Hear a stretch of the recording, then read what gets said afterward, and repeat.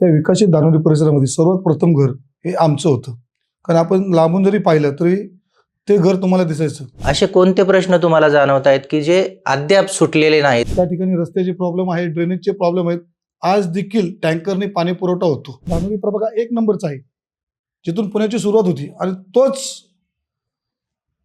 प्रभागात विकास नाही झाला आतापर्यंत, ही शोकांतिका आहे. मला धानोरीमध्ये इतकी रस्त्यांची दुरावस्था दिसतीये की म्हणजे अक्षरशः कीव येते लोकांची. आपल्या आधीचे नगरसेवक जे होते त्यांनी कुठलाही विकास तिथं केलेला नाहीये. महिलांना रात्री 8 नंतर बाहेर पडणं इतकं अवघड आहे की म्हणजे रस्त्यावर कधी कधी लाईट सुद्धा नसतात. त्या प्रभागात देखील बाहेरचे उमेदवार इतर पक्षाने आयात केलेले आहेत, त्यामुळे त्या ठिकाणी स्थानिक कोणी नाहीये.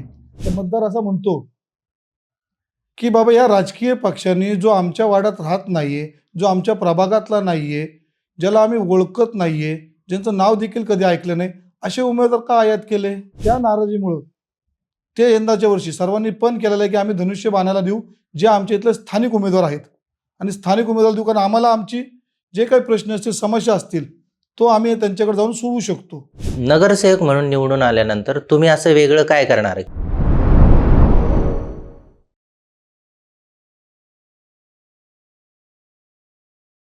नमस्कार, मी राहुल शिंदे. राज्यात सध्या महानगरपालिकेचा रणसंग्राम सुरू आहे.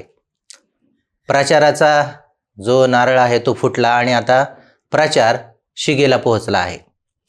प्रत्येक उमेदवार आपापल्या परीने मतदारांपर्यंत पोहोचण्याचा प्रयत्न करत आहे.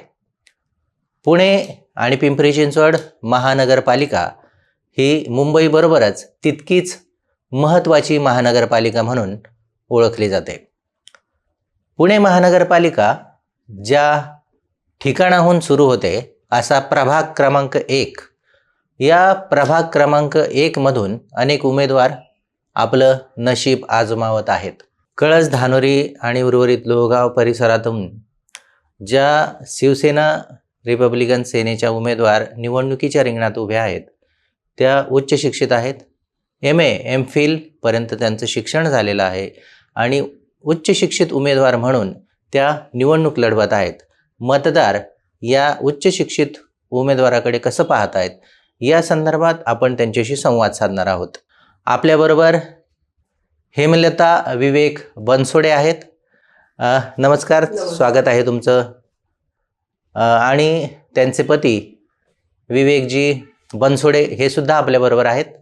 आपण जाणून घेऊयात की या रणसंग्रामामध्ये ते आपलं नशीब आजमावण्यासाठी का उतरलेले आहेत, निवडणूक का लढवत आहेत. तर हेमलताताई, मला सांगा की तुमचे मिस्टर राजकारणात, समाजकारणात आहेत, पण तुम्ही राजकारणात आणि समाजकारणात येण्याचा निर्णय का घेतला? नमस्ते, जय भीम, जय महाराष्ट्र. मी हेमलता विवेक बनसोडे, रिपब्लिकन शिवसेना युतीची उमेदवार आहे. प्रभाग क्रमांक 1 कळस, धानोरी, लोहगाव इथून मला उमेदवारी मिळालेली आहे. आणि मला माझे मिस्टर विवेक बनसोडे हे आंबेडकर चळवळीचे मोठे कार्यकर्ते आहेत आणि त्यांनी त्यांच्या लहानपणापासून म्हणजे जणू त्यांना बाळकडू मिळालेला आहे. त्यांनी तो वारसा तसाच जतन केलेला आहे आणि त्यांना समाजाने भरपूर साथ दिलेली आहे आणि पूर्ण आंबेडकरी समाजाबरोबरच आजचा सर्व समाज त्यांच्या पाठीशी उभा आहे आणि त्यामुळं मी ही उमेदवारी स्वीकारलेली आहे. विवेकजी, तुम्ही अनेक वर्षांपासून चळवळीमध्ये काम करत आहात आणि या चळवळीत काम करत असताना समाजाचे, तिथल्या जनतेचे प्रश्न तुम्ही जवळून पाहिलेले आहेत. असे कोणते प्रश्न तुम्हाला जाणवत आहेत की जे अद्याप सुटलेले नाहीत आणि त्यामुळे तुम्ही तुमच्या पत्नीला निवडणुकीमध्ये उभे राहण्यासाठी पाठिंबा दिला आणि सध्या त्या दृष्टीने तुम्ही प्रयत्नशील आहात, असं काय जाणवत आहे? माझं आपल्याला सांगणं हे की धानोरी परिसर ज्यावेळेस विकसित होत होता त्या विकसित धानोरी परिसरामध्ये सर्वात प्रथम घर हे आमचं होतं. कारण आपण लांबून जरी पाहिलं तरी ते घर तुम्हाला दिसायचं. लोक म्हणायचे की हे बनसोडेंचं पहिलं घर या धानोरी परिसरातलं आहे. आणि त्यानंतर आज तुम्ही पाहत असाल की जे आपण म्हणतो की आता आपण वटवृक्ष लावतो, झाड लावतो, तसे ते आमचं झाड होतं आणि ते धानोरीला आता वटवृक्षाचं रूप आले. आपल्याला उंच उंच इमारती दिसतील, घनदाट जंगलाच्या जागी घनदाट इमारती दिसतील, परंतु त्यांना म्हणावा तसा विकसित तो झालेला नाही. त्या ठिकाणी रस्त्याचे प्रॉब्लेम आहे, ड्रेनेजचे प्रॉब्लेम आहेत. आज देखील टँकरने पाणी पुरवठा होतो, तेव्हा पाण्याचा प्रश्न सुटलेला नाही. घरोघरी नळ पोचणे महत्त्वाचं आहे. ट्रॅफिक जामची समस्या होती, कारण अंतर्गत रोड नाही आहेत. अंतर्गत रोड होणं महत्त्वाचं आहे. अशा अनेक समस्या आहेत त्या ठिकाणी, की त्याचं विकास काम थांबलेला विकास होणं महत्त्वाचं आहे. कारण एखाद्या परिसराचा विकास कधी होतो आपल्याला माहिती आहे, की धानोरी प्रभाग हा 1 नंबरचा आहे, जिथून पुण्याची सुरुवात होती आणि तोच प्रभागात विकास नाही झाला आत्तापर्यंत, ही शोकांतिक आहे. आणि आपल्याला कुठेतरी विकासाचं परिवर्तन म्हणजे घडवायचं आहे. कारण सुरुवातीचं घर माझं असल्यामुळं माझ्या समोर वाढलेला संपूर्ण धानोरी परिसर आहे, त्याचा विकास थांबला आहे. तो विकास करण्यासाठी मी माझ्या पत्नीला या ठिकाणी निवडणुकीच्या रिंगणात उभा केलेला आहे. ताई मला सांगा, तुम्ही अनेक वर्षांपासून पुण्यात राहता, पुण्याच्या नागरी समस्यांबद्दल तुम्हाला जाण आहे.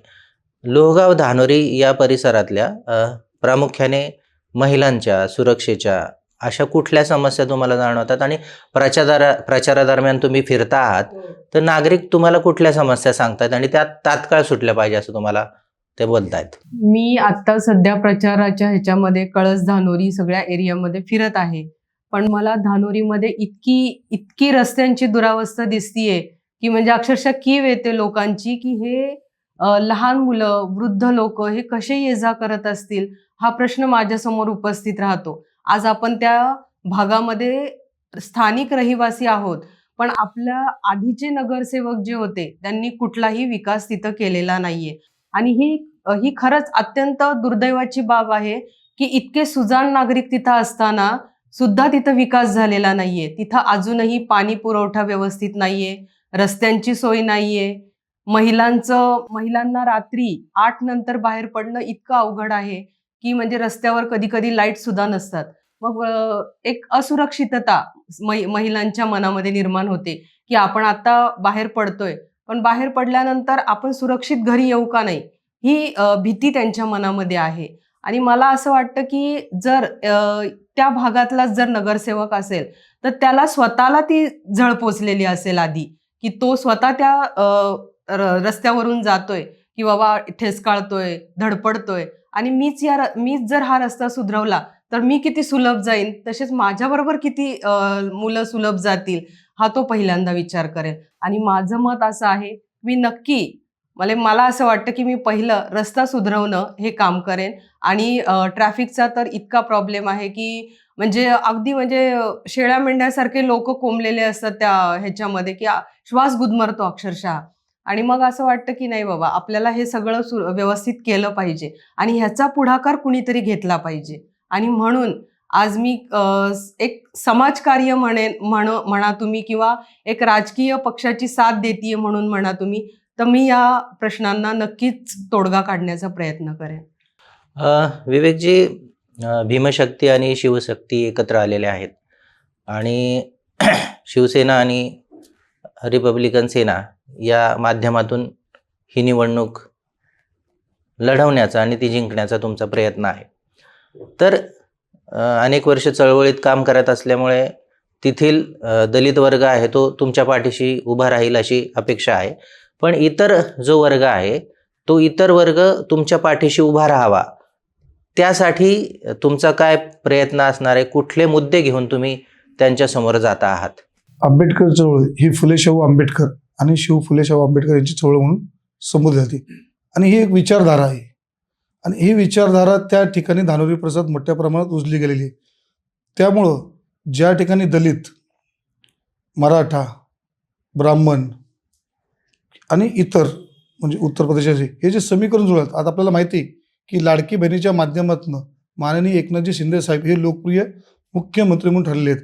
आणि त्या ठिकाणी ह्या लाडक्या बहिणीचा एवढा इम्पॅक्ट आहे, ह्या लाडक्या बहिणी जे आहेत ते एकनाथ शिंदे साहेबांशिवाय हलणार नाही. आणि ह्या लाडक्या बहिणीच्या जीवावरती आणि त्या ठिकाणी रिपब्लिकन सेनेच्या माध्यमातून गेली 25 वर्ष जी कार्य केले समाजामध्ये, म्हणजे रमाईचा पुतळा असू दे, पुणे विद्यापीठाला सावित्रीबाई फुले नामकरण असू दे, इंदू मिलचं आंदोलन झालं, भीमा कोरेगावचं नियोजन असतं, अशा प्रत्येक माध्यमातून आंबेडकरी समाज मला बघत असतो. आणि आंबेडकरी समाजातला बांधव आणि त्यांची पत्नी या ठिकाणी निवडणुकीच्या रिंगणात आहे, त्यामुळे आंबेडकर समाजामध्ये उत्सवाचं वातावरण आहे.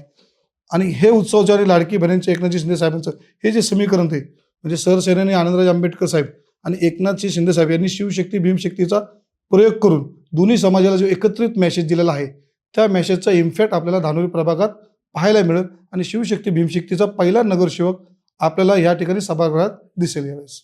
ताई, गेल्या काही वर्षांपासून इथे जसे महिलांचे प्रश्न आहेत त्याचबरोबर तरुणांचे रोजगाराचे पण प्रश्न आहेत आणि या रोजगाराच्या प्रश्नांसाठी सुद्धा लोकप्रतिनिधींकडनं काही अपेक्षा केली जाते.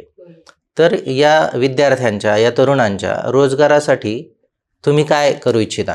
मला सुरुवातच अशी करायची आहे की मुलं जेव्हा शाळेत असतात तेव्हाच त्यांना अशी संधी असं शिक्षण मिळालं पाहिजे की जेणेकरून त्यांना पुढच्या त्यांच्या भविष्यामध्ये त्याचा उपयोग होईल.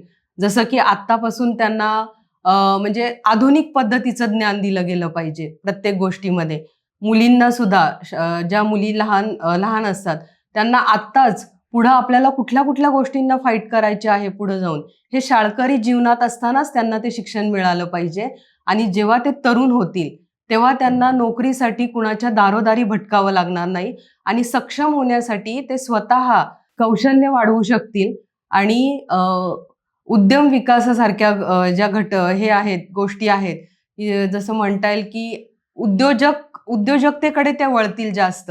स्वतःमध्ये जे स्किल आहे ते स्किल ते वाढवण्याचा प्रयत्न करतील. त्यांना तसं प्रोत्साहन दिलं पाहिजे. त्यामुळं आपोआपच तरुणांचे जे बेरोजगारीचे प्रश्न सुटतील. म्हणजे जेणेकरून त्यांना फक्त ह्या फॅकल्टीमध्ये आपल्याला ज्ञान आहे म्हणून आपण त्या फॅकल्टीकडेच चाललोय, त्या फॅकल्टीचीच आपल्याला नोकरी मिळेल हे न करता जर त्यांचं स्किल खूप वाढलेलं असेल तर ते नाही बाबा आपल्याला रोजगार मिळाला तर आपण ह्या भागामध्ये जाऊन आपलं ते स्किल आहे आणि ते स्किल आपल्याला तिथं यूज होणार आहे आणि तसं आपण तिथं जाऊन आपल्याला म्हणजे हा बेरोजगारीचा प्रश्नच येणार नाही.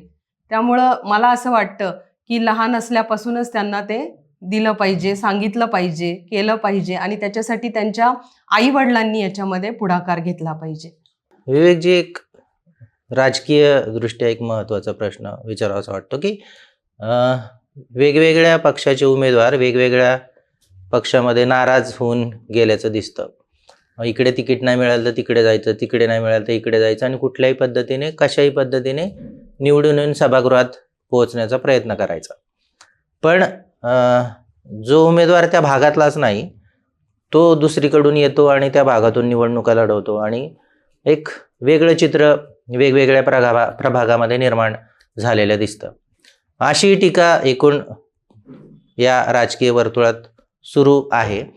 तुमच्या प्रभागामध्ये काय परिस्थिती आहे आणि तुम्ही तुमच्या प्रभागातील एकूण उमेदवारांकडे आणि तिथल्या चर्चेकडे कसं पाहता? धानोरी परिसरामध्ये सर्वात मोठं आपण जे सांगितलं की जसे निवडणूक लागल्या हा उमेदवार राहतो एका प्रभागात, येतो दुसऱ्या प्रभागात, उमेदवारी तिसऱ्या प्रभागातनं असं मोठ्या प्रमाणात झालेलं आहे. आणि धानोरी प्रभाग आम्ही ज्या प्रभागात राहिलो अनुसूचित जाती त्या प्रभागात देखील बाहेरचे उमेदवार इतर पक्षाने आयात केलेले आहेत. त्यामुळे त्या ठिकाणी स्थानिक कोणी नाहीये. स्थानिक फक्त जर तुम्ही पाहिलं तर हेमलता बनसोडे या ठिकाणी धानोरी गावच्या आहेत. तुमच्या ज्या समस्या असतील ते कोण सोडू शकतो? तिथले स्थानिक. त्यांना तुमचं प्रश्न माहिती, तुमचे जे म्हणजे तुमच्या अडीअडचणी माहिती आहेत. आणि आज जर आपण बघितलं की त्या ठिकाणी मोठ्या प्रमाणामध्ये मतप्रवाह आहे, जे मतदार आहे तर मतदार असा म्हणतो की बाबा या राजकीय पक्षांनी जो आमच्या वाड्यात राहत नाहीये, जो आमच्या प्रभागातला नाहीये, ज्याला आम्ही ओळखत नाहीये, ज्यांचं नाव देखील कधी ऐकलं नाही, असे उमेदवार का आयात केले? तुम्हाला आमच्या प्रभागातला, आमच्या व्यक्तीतला राहणारा व्यक्ती नव्हता का? त्याच्यामुळं कुठंतरी मतदार या प्रस्थापित जे पक्ष आहेत त्यांच्यावरती नाराज आहे आणि त्या नाराजीमुळं ते यंदाच्या वर्षी सर्वांनी पण केलेलं आहे की आम्ही धनुष्यबाणाला देऊ जे आमच्या इथले स्थानिक उमेदवार आहेत आणि स्थानिक उमेदवार देऊ, कारण आम्हाला आमची जे काही प्रश्न असतील, समस्या असतील तो आम्ही त्यांच्याकडे जाऊन सोडवू शकतो. जर आम्हाला काही उद्या प्रश्न निर्माण झाला तर आम्ही कुठं जायचं? तर त्यांचं मी असं मतदारांचा जो कोल आहे, मतदार सरळ सरळ म्हणतात की बा बनसोडे कुठं राहतात? धानोरीमध्ये राहतात. बनसोडेला जाणीव इथल्या प्रश्नांची हो आहे. बनसोड्यांनी काय केलंय?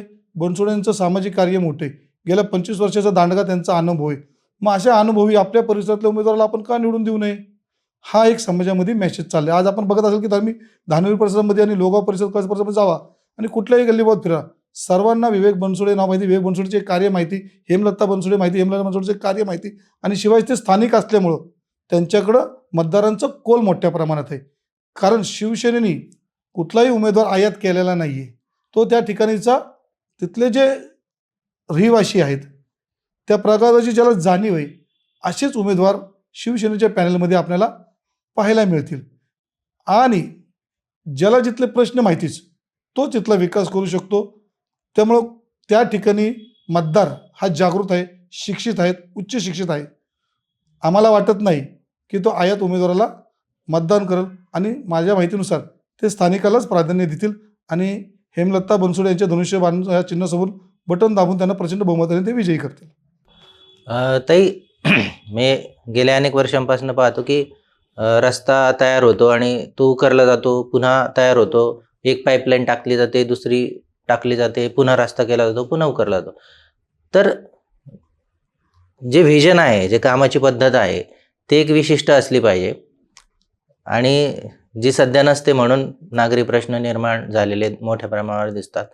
तर तुम्ही या गोष्टींकडे कसं पाहता?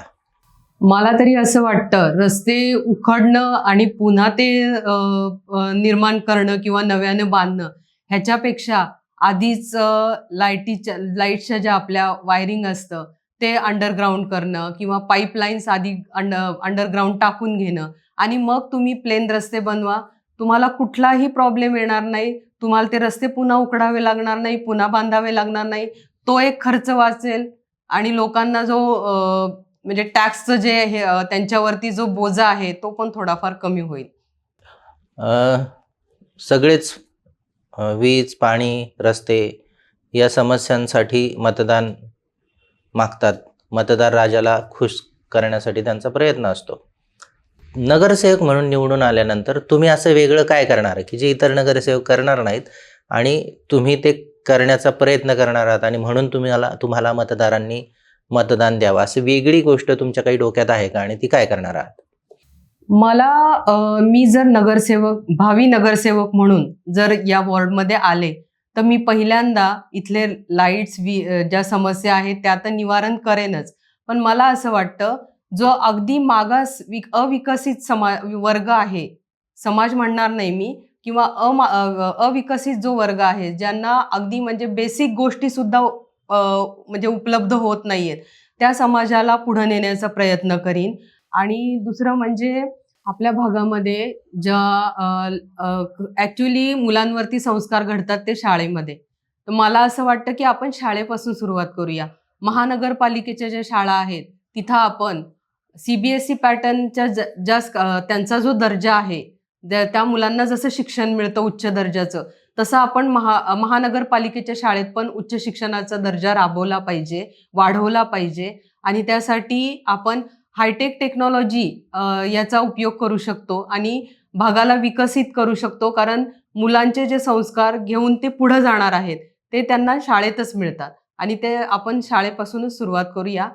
आणि मला यूथसाठी असं सांगायचं आहे की तुम्ही प्रत्येक जणांनी सायबर क्राईम जे आपल्याकडे वाढतंय ते सायबर क्राईमकडं तुम्ही थोडंसं दुर्लक्ष करून आपला विकास कसा होईल आणि आपण आपल्या एक विजन ठेवून समोर आपण ते ध्येय कसं गाठू ह्याचा प्रयत्न आपण केला पाहिजे. विवेकजी, शेवटचा प्रश्न. कळस, धानोरी, लोहगाव उर्वरित हा जो भाग आहे गेल्या अनेक वर्षांपासून तो विकसित होतो आहे, पण गेल्या 3-4 वर्षात निवडणुका झालेल्या नाहीत. त्यामुळे प्रशासकीय कारभार सगळा होता, लोकप्रतिनिधी तिथे नव्हता, त्यामुळे नागरी समस्या खूप मोठ्या प्रमाणावरती वाढलेल्या आहेत. तर या नागरी समस्यांसह म्हणजे पालिकेचा टॅक्स लोकांकडनं भरवून घेतला जातोय, तर या टॅक्सच्या तुलनेत ज्या सुविधा तिथे मिळायला हव्यात त्या मिळण्यासाठी म्हणून तुमचा कसा प्रयत्न असेल? म्हणजे तिथे उद्यानं असतील, तिथे रुग्णालय असेल, इतर काही खेळाची मैदानं वगैरे असतील, या दृष्टीने तुम्ही प्रयत्न कसे करणार आहात? सर्वप्रथम मी आपल्याला सांगतो की धानोरी परिसर, लोहगाव परिसरामध्ये मोठ्या प्रमाणात धुळीचं साम्राज्य आहे. त्यामुळे आरोग्यावरती मोठ्या परिणाम होतात. लहान मुलं असतील, मोठे माणसं असतील, सतत तुम्हाला त्यांना ठसका लागलेला पाहिलं, खोकला लागलेला पाहिलं आणि वेगवेगळ्या आजारांचं त्या ठिकाणी प्रस्त निर्माण व्हायला लागले. त्यामुळे मी सगळ्याकडे आरोग्य सेवा त्या ठिकाणी सुधारण्याची प्रयत्न करत. त्या ठिकाणी तुम्ही बघितलं की त्या ठिकाणी एकही खेळाचं मैदान नाही आहे. आज आपल्याला, आपण लहान होतो त्यावेळेस आपल्याला क्रिकेट तरी खेळायला मिळायचं, फुटबॉल खेळायला मिळायचं, कबड्डी खेळायला मिळायची. तर आपल्याला परिसरामध्ये बघाल की मुलं आजकाल मोबाईलच्या हातात असतात, कारण त्यांना मैदानच उपलब्ध नाही. तर हे मैदानं झाली पाहिजेत. त्यानंतर आपण बघितलं की धानुरी आणि लोहगाव परिसरामध्ये परिसर विकास झाला, पण तुम्हाला कुठेही गार्डन पाहायला मिळणार नाही. गार्डनच्या जागा आकर्षित आहे, काही जागा आरक्षित आहे, पण त्या ठिकाणी पण ते आरक्षित करून त्या ठिकाणी बिल्डरनी बिल्डिंग बांधलेल्या आहेत. मग ह्या आरक्षित जागा गार्डनसाठीच झाल्या पाहिजे, त्या ठिकाणी गार्डनच झालं पाहिजे, जेणेकरून जे वयस्कर वृद्ध व्यक्ती आहेत, जे तरुण आहेत, ज्यांना जॉगिंगची सवय, ते त्या गार्डनमध्ये जॉगिंग करू शकतील, व्यायाम करू शकतील. त्याचप्रमाणे आपण बघितलं की आज देखील त्या ठिकाणी जी MSCB आहे, त्यांच्या सर्व लाईटच्या सुविधा तुम्हाला तारेने दिसतील. कुठेही अंडरग्राऊंड त्या ठिकाणी लाईटची सुविधा नाही. तर सर्वप्रथम जी उद्या जर काही दुर्घटना घडली आणि ती तार कुणाची पडली, कारण मी धानुरी जात असतो, तर वेळोवेळी आमची तर 3-4 वेळा तारा तुटल्या. मी कंप्लेंट करून बोलून त्यांना कित्येक वेळा अर्ज केले की बाबा तक्रारी केल्या की तुम्ही हे घालून घ्या. मग ते म्हणतात की नगरसेवकांनी फंड दिला तर घाल, पण 3 वर्ष झाले निवडणूक नाही, नगरसेवक तरी कुठनं फंड देणार. त्यामुळे आम्ही सर्वप्रथम काय करणार, ह्या ज्या MSCBच्या लाईटी आहेत, ज्या वायरीवरनं फिरतात, त्या सर्वप्रथम अंडरग्राऊंड करून, जेणेकरून लोकांना कुठल्या प्रकारचा करंट बसणार नाही, शॉक बसणार नाही, तुमच्या सुरक्षेच्या दृष्टीने अंडरग्राऊंड करणं गरजेचं. दुसरी गोष्ट, लोहगाव परिसरामध्ये अद्याप पण ड्रेनेज लाईन पूर्ण नाही आहेत आणि मोठ्या प्रमाणात आपण बघताल की रस्ते डांबरीकरणच नाही आहे, कारण 3 वर्षे कुणी नगरसेवक नव्हता, कुणी वाली नव्हता. त्यामुळं त्यांची झालेली दुरवस्था ही कुठेतरी सुधारली पाहिजे. सर्वप्रथम ड्रेनेज, लाईट अंडरग्राऊंड करणं, त्यानंतर रस्ते सुधारणं, या सर्व सुविधा त्या ठिकाणी देण्याचं काम आम्ही करेल. आपण बघू बघा कसं असतं, मी वारंवार जातो आणि त्या ठिकाणी ट्रॅफिक तर तुम्ही बघाल, तिथे पोरवाल रोड आहे, धानुरीचं विठ्ठल मंदिर आहे आणि विश्रांतवाडीचा जो परिसर आहे, हा एवढा जाम होतो की लोक लांबच्या लांब लाईनीला लागतात. कित्येक वेळा मला देखील माझ्या घरी पोचायला धानुरीमध्ये 1-2 तास जातात, म्हणजे जवळ घर असून देखील एवढा वेळ लागतो. पण या समस्या सुटल्या, कारण तिथं अंतर्गत रस्ते नाही सर. त्यामुळे अंतर्गत रस्ते विकसित होणं फार गरजेचं आहे, कारण लोकांना जर बोलतो यायला पण एक रस्ता आणि जायला पण एक रस्ता पोरवला साईडला, त्यामुळे लोक जाणार कसे, त्यामुळे तो फ्लो वाढला, लोक वाढल्यात. एवढा मोठ्या जनतेला कुठंतरी सामावून घेणारा एक नगरसेवक असला पाहिजे, जो तो नगरचा हे करेल. कारण कसं असतं, आपण आज देखील बघतो की असं वाटतं की ते आज पण गावच आहे, प्रभाग 1 आहे, 1 नंबर असला पाहिजे, परंतु अद्यापर्यंत तो 1 नंबर नसल्यामुळं आम्हाला तो 1 नंबर करायचा आहे. हेच आमचं ध्येय उद्दिष्ट आहे आणि त्यामुळेच मी माझ्या पत्नीला म्हटलं की बाबा मला समाजकार्याची आवड आहे. गेली 25 वर्ष मी फुले शाहू आंबेडकरची विरुद्ध कार्य करतो आणि फुले शाहू आंबेडकरचा अनेक विषय मी मार्गी लावलेत. मी तुम्हाला सांगतो ना, मी काही नसताना देखील विषय मार्गी लावू शकतो. जर मी नगरसेवक झालो तर किती काम करतो, जर नगरसेवक नसताना माझं एवढं कार्य आहे, तर नगरसेवक झालं तर आमचं कार्य किती असेल. सर्वप्रथम मला प्रभाग क्रमांक 1 नंबरला आणायचं आहे. त्याच उद्दिष्ट ध्येय घेऊन आम्ही या निवडणुकीच्या रिंगणात उतरलेलो आहे आणि आमची तळमळ पाहून आम्हाला माननीय आनंदरावजी आंबेडकर साहेब आणि माननीय एकनाथजी शिंदे साहेब यांनी या ठिकाणी धनुष्यबाणी चिन्ह देऊन आम्हाला तिकीट दिलं, म्हणजे एक संधी उपलब्ध करून दिलेली आहे.